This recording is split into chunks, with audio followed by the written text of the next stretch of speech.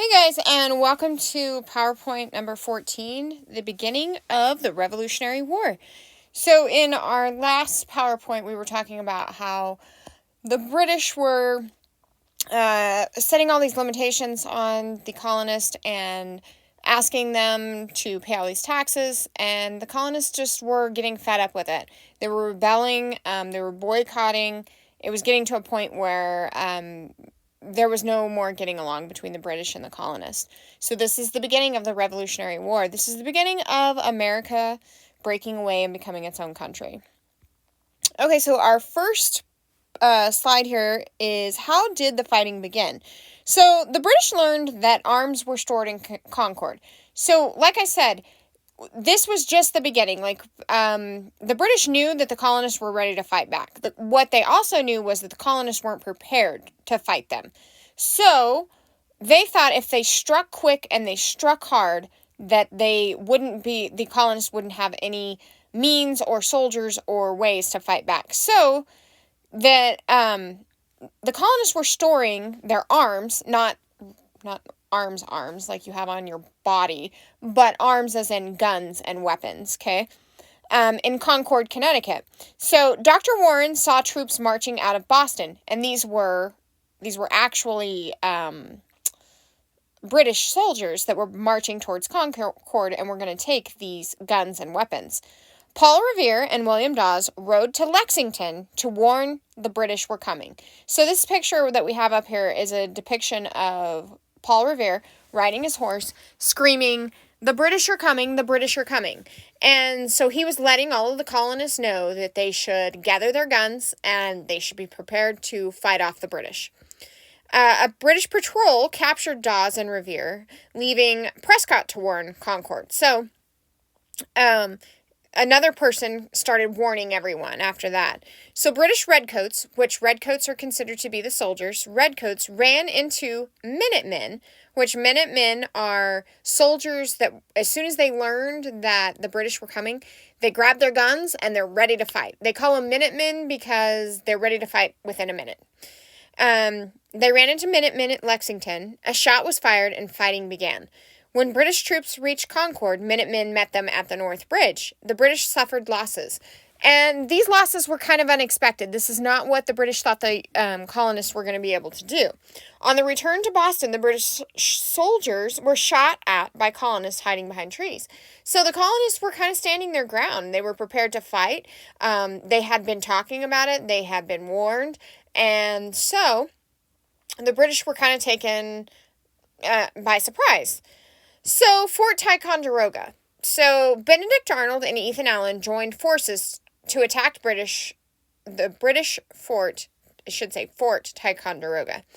They took the fort by surprise and the British surrendered. So, again, early on in the war, the British had underestimated the American people, the colonists, because they thought that they were unskilled, unprepared, and they just weren't going to be able to fight off the British. So the colonists had won this battle. They won the Battle of Fort Ticonderoga. The news traveled so slowly, the British didn't know the war had begun. So the soldiers that were located in the U.S. at the time, or the colonies at the time, were kind of surprised. And the news traveled by ocean, obviously, all the way back to Britain. And it took a while for the British to be surprised that the colonists were actually fighting back. So, another battle during the war was the Battle of Bunker Hill. This is a pretty famous battle. You might have heard of this battle before. So, militia set up posts on hills around Boston. The British attacked Breed's Hill. The Patriots did not have much ammunition. Now, Patriots are the colonist soldiers, and the Loyalists are the British soldiers. So they ran out of gunpowder. The British won, but suffered heavy losses. Again, kind of not normal for what the British thought. So the battle actually took place on Breed's Hill, but it's called the Battle of Bunker Hill. So as this was happening, the colonists are kind of surprising the British soldiers, but it's not really going to be enough. So the sides of the war. So, like I said just a second ago, the Patriots versus the Loyalists. And this this cartoon sketch here was obviously created by someone in America because it has the person in blue is a patriot. And so the Patriots wore blue, and the Loyalists, which were the British, they wore red. And this person's frowning that's wearing red. So obviously they weren't in favor for the British. So Loyalists were for Britain. They believed the taxes were fair. They felt connected to Britain. They also believed Britain would win the war. Charles Inglis was an influential Loyalist because he said this would separate the colonies and many would die. Okay, so what you got to understand is it's not just the British soldiers.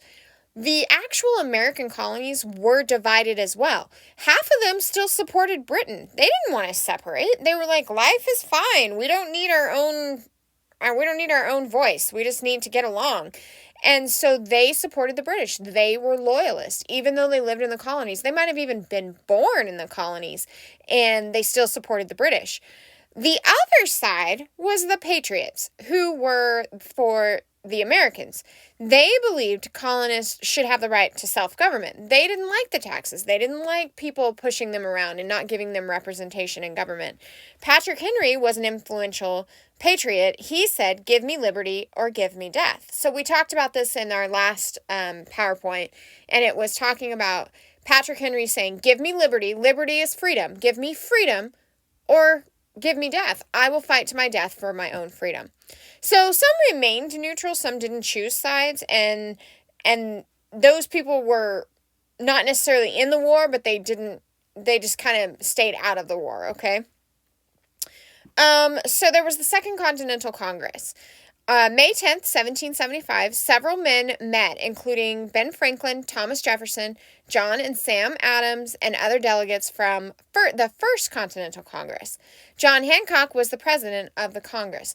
So the First Continental Congress met and discussed about the British taxing them. They met the second time to discuss how the colonies could start governing themselves, creating their own government. So they created the Continental Army and chose George Washington as commander. So they created an army that would support the colonies, and George Washington was going to be their leader. They also sent an olive branch petition to the King of England to demand for more rights in Parliament.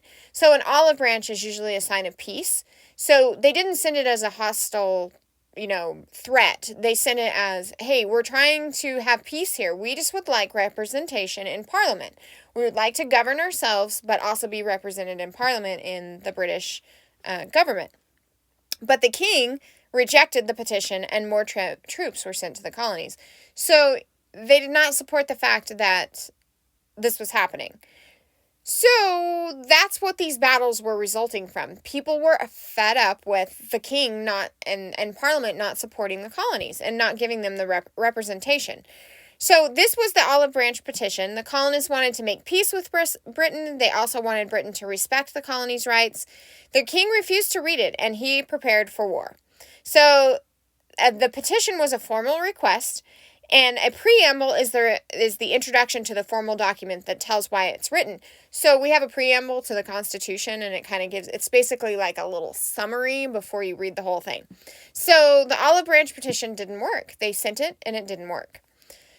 So George Washington and Thomas Paine. Now this is a famous depiction of George Washington, a famous photo of George Washington. Very common attire and look of back then. He had a long white hair with a braid and kind of curly on the sides and the ruffled collar and everything. So yes, that's exactly what they wore back then. I can't imagine seeing someone wear that today. But George Washington had challenges when creating the Continental Army. The men were disorganized and lacked discipline. Washington needed weapons, and moving cannons took a lot of effort. So a lot of the people that he was going to try to put in or try to recruit to be in the Continental Army they didn't have any skills. They didn't know anything about fighting or being a soldier. They hadn't been trained. Maybe they had shot their gun to kill a rabbit or a deer or something, but they had never shot it to kill a person. So they didn't know how to be in a war or a battle. So people weren't really interested in being part of the war. They didn't necessarily want to join the military. They didn't want to join the Continental Army. They didn't think dying was worth their freedom. So, Thomas Paine, a writer who immigrated from Britain, he published Common Sense, that was the title of the pamphlet, which called for a complete break with British rule.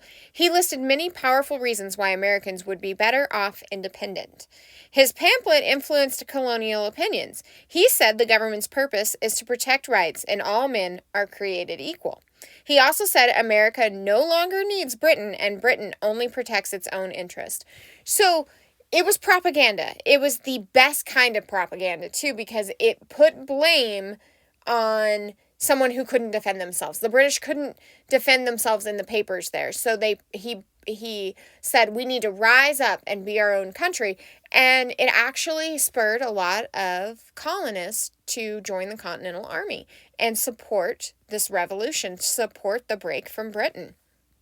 Okay, so this is kind of how it starts. This is how a lot of battles happen early on and kind of get squashed. And then as more and more people start to support this, they've created the Continental Army. They've created possibility of governing themselves. And they're ready. They're ready to go to war.